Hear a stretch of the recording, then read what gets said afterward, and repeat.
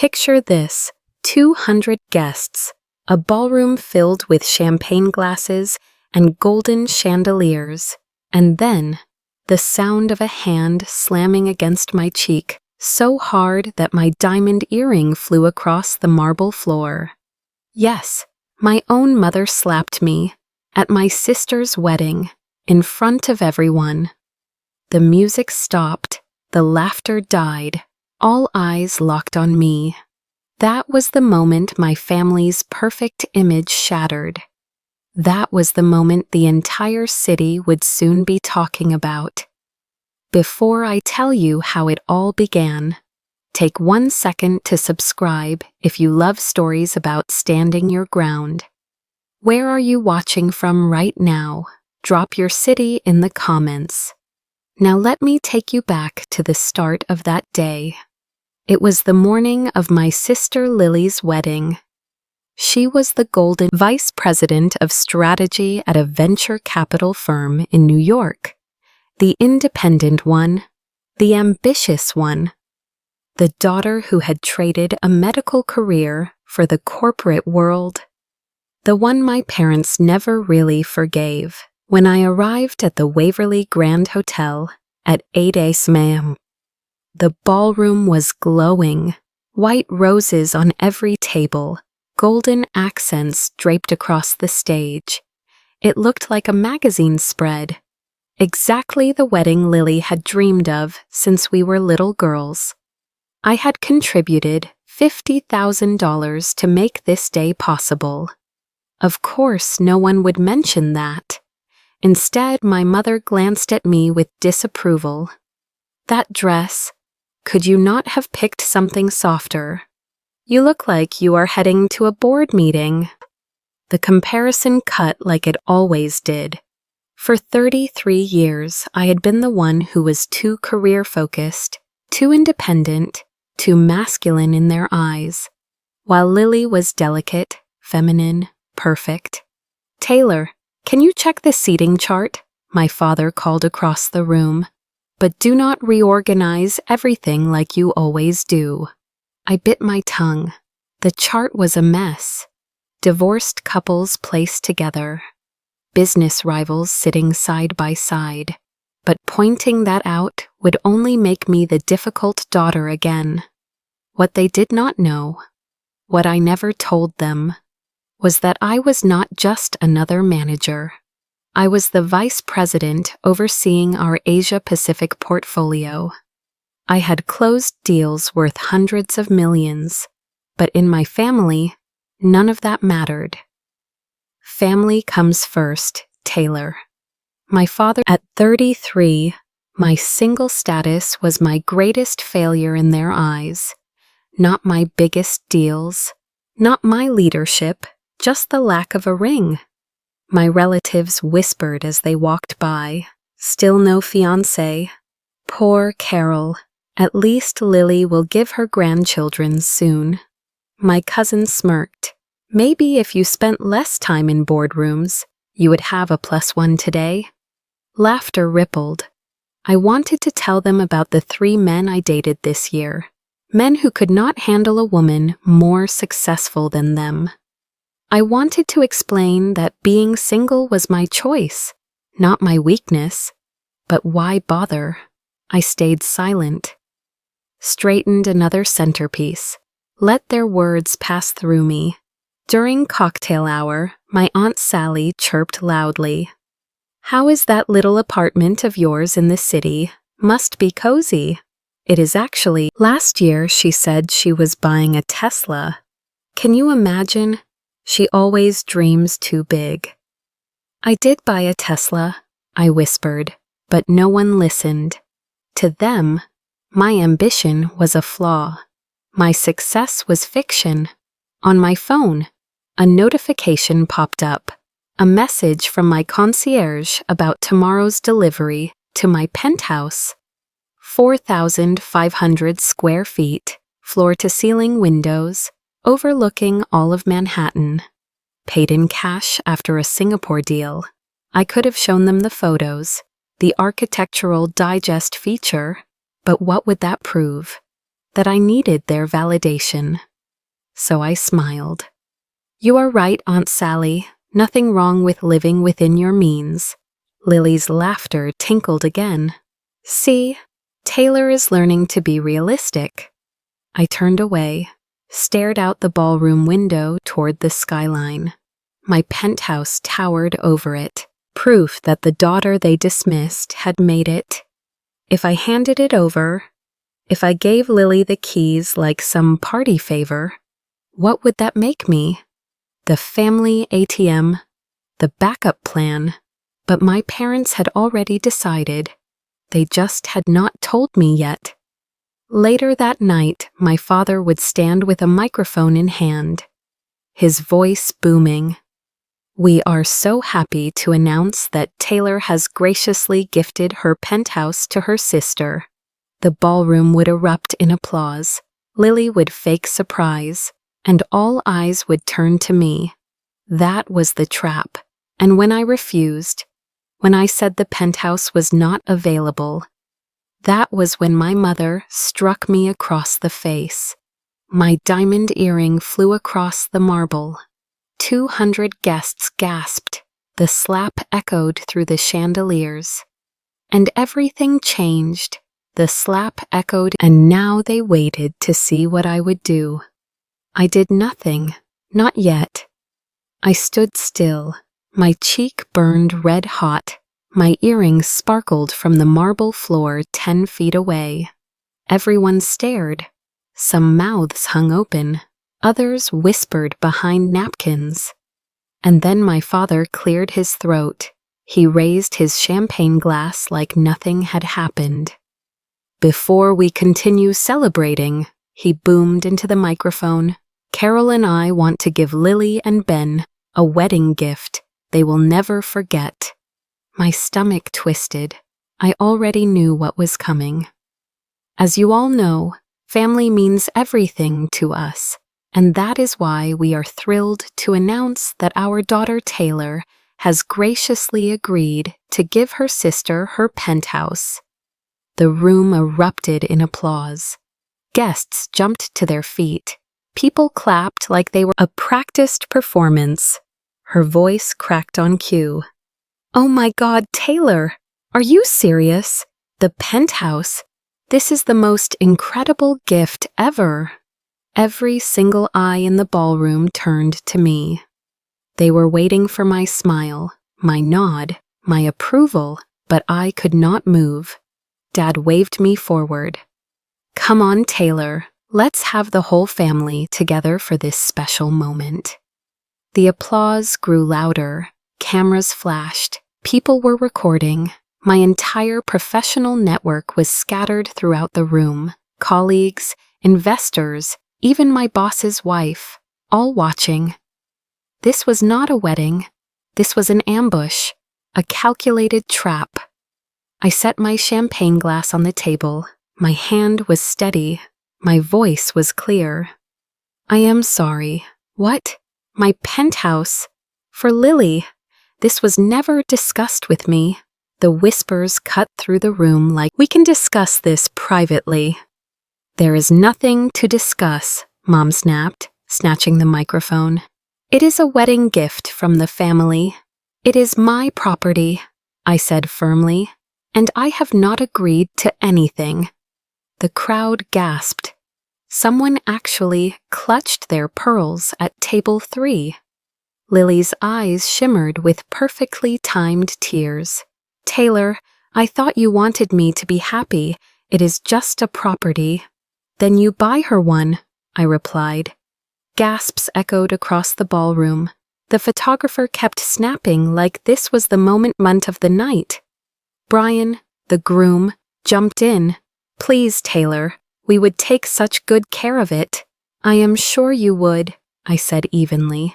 But the penthouse is not available. My mother's face turned purple. My father looked ready to explode. And Lily's mask cracked just for a second. You do not even have a family to fill it. Lily needs it more. The pressure mounted. Cousin Derek shouted, Be reasonable. Stop being so difficult." Aunt Patricia sneered. "With your big job, you can just buy another place. Why not give this one to your sister? It is the least you can do." They were building a wall around me with their words, brick by brick, guilt, shame, obligation. But I did not flinch. "That is generous of you to assume," I said calmly. "But my financial situation is not for public discussion," Mom hissed into the microphone. "Everything is always about money with you. Your sister's happiness should matter more than a property." "If Lily's happiness depends on taking what is mine," I answered, "then maybe we should question what kind of happiness that really is." Because in that moment, something clicked inside me. I had faced billion-dollar negotiations. I had stood in boardrooms where failure meant losing everything, and not once had I bent under pressure. Why should I crumble now in front of people who never saw my worth in the first place? So I repeated slowly, clearly, "The penthouse is not available." The words landed heavy, final. My phone buzzed in my clutch. I pulled it out. 3 missed calls, a text that made my pulse quicken. "Saw the live stream, standing by. Your call?" Live stream. I looked around and spotted Brian's younger brother at table 6. His phone propped up, red light blinking, broadcasting everything to Facebook Live. The entire world, the man who also happened to control 45% of my father's company. He was watching it all, waiting for me to say one word, green light. What happened next was the moment everything turned upside down. Do you want to know what Marcus did when he walked into that ballroom? My phone buzzed again. Another text from Marcus. "Your call. Say the word." I slipped the phone back into my clutch. My pulse hammered in my ears. I knew exactly what the green light meant. But before I could even respond, Lily sniffled into her microphone. Her voice cracked like she was auditioning for a soap opera. "All this fuss over a piece of property? I just thought my sister loved me enough to help me start my marriage off right." The crowd leaned in. Poor Lily, poor. His face grew paler with every look. He had no idea yet, but he was about to. The live stream had consequences he could never have predicted. And then it happened. The ballroom doors opened. The music stopped mid-note. Conversations died. Every head turned. Marcus Lee walked in. Perfect black Armani suit, calm stride, 2 lawyers behind him carrying sleek briefcases. His presence alone shifted the air in the room. I swear even the chandeliers seemed to quiet down. And my mother, she screamed, loud enough that people 3 floors up probably heard it. Marcus did not raise his voice. He did not have to. He carried himself like the kind of man used to owning every room he stepped into. He walked straight toward the head table, the one my father had been begging for a meeting with for months, the one standing beside me now. He stopped, turned to face the crowd, and spoke into the microphone with the kind of authority that made board members sweat. "I need to clarify something for everyone here tonight." The ballroom fell into silence. You could hear champagne fizzing in the glasses. Taylor Monroe is not just some guest. She is not just someone's daughter. She is one of the most valuable executives in my company. She oversees our entire Asia-Pacific portfolio. The Singapore deal that netted us $50 million. That was her. The Tokyo expansion, her leadership, the partnership with Samsung that your company wanted. She negotiated every line. Collective gasps filled the air. My father's face went gray, which is exactly what I just witnessed here. And not just me. 20,000 people have now seen it live online. Gasps again. Phones buzzed on tables. People checked Facebook, Twitter, the slap, the ambush, already viral. My mother stammered, "You cannot do this. This is family business." Marcus turned, his eyes like steel.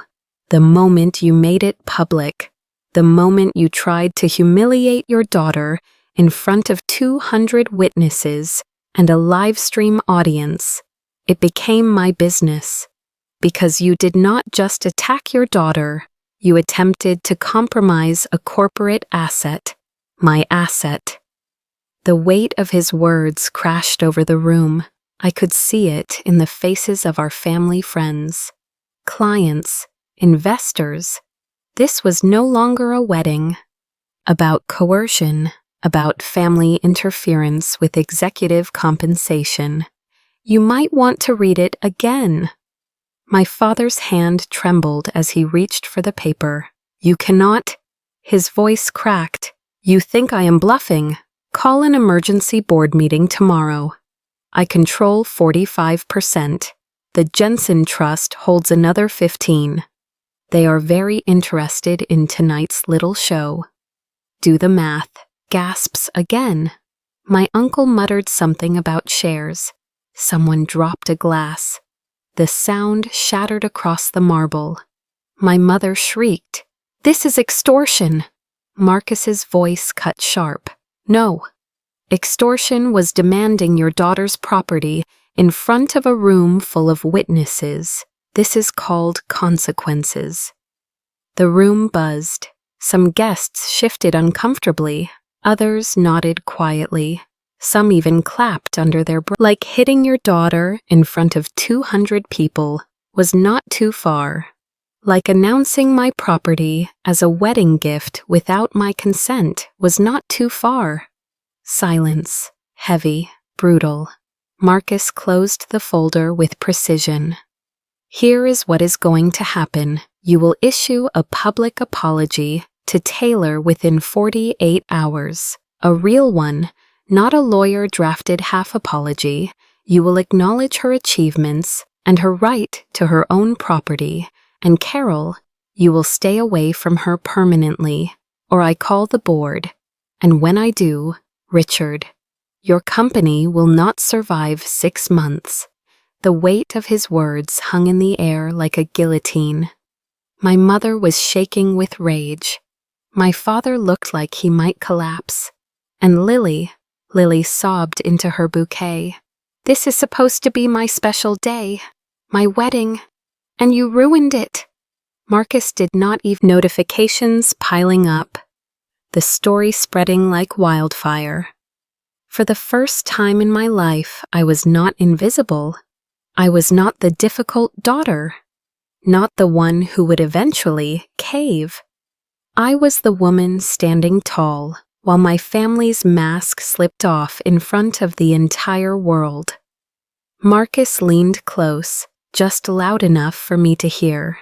"You want me to pull the trigger? Just say the word." And that was the moment I realized. The slap was not the climax, it was only the beginning. I stood there in that ballroom, my cheek still hot from the slap, my heart steady now. Marcus was beside me. His words had already turned the tide. My parents were cornered. My sister's tears had lost their effect. And I knew the moment had come. I slipped my phone from my clutch, typed 2 words, and just like that, the wedding was no longer a wedding. It was a boardroom. My father's face drained of color as he read the papers. The moral conduct clause, the protections on my penthouse, the shareholder agreements he had never actually studied. Every detail was now in the open. Guests whispered, phones buzzed.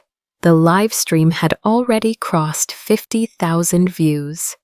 People in the crowd were pulling it up on their own screens. gasping as they realized they were part of a viral scandal. And me, I stood calm, for the first time in my life, calm.